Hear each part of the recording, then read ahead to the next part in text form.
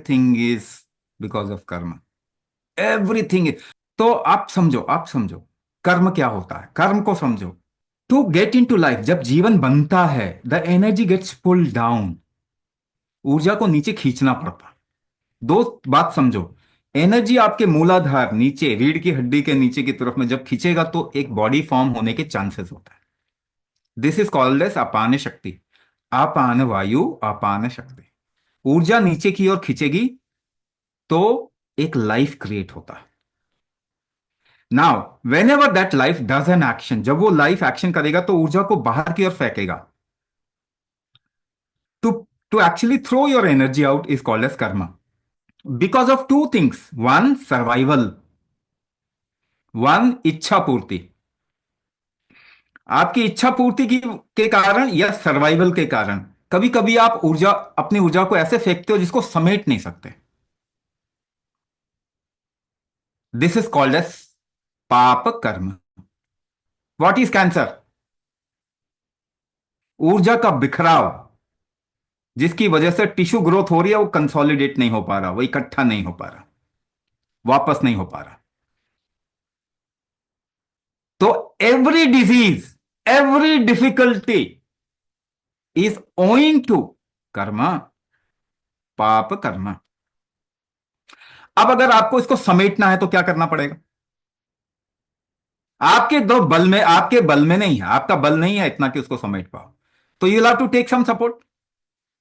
जब भी ऊर्जा ऊपर उठती है तो चीजें कंसोलिडेट हो जाती हैं, इजंट इट? ऐसे मान के चलो एक ज्वेलरी है, there are lot of strings with balls. नीचे ऊर्जा आ रही है, नीचे बिठाया तो बॉल बिखर जाएंगे ना। फिर ऊपर उठाओगे तो सारे बॉल इकट्ठे हो जाएंगे।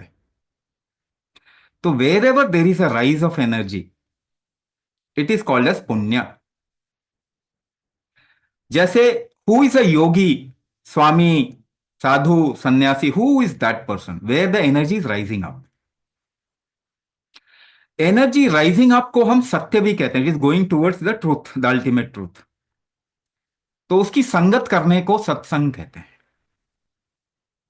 When you are near a person whose energy is rising up, that is called as satsang.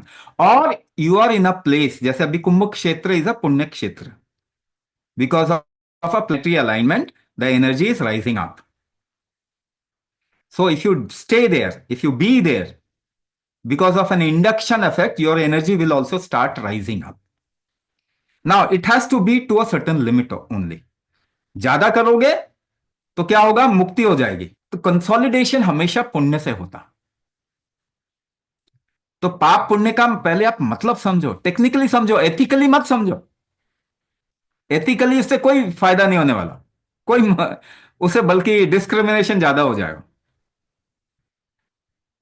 ठीक है ना? तो कोई भी डिजीज हैज अ कार्मिक रिलेशनशिप, और थोड़ा पुण्य सबको इकट्ठा करना चाहिए। ठीक है ना? Only punya will go with you, nothing else. And kumbhak is one activity which increases the punya factor in you.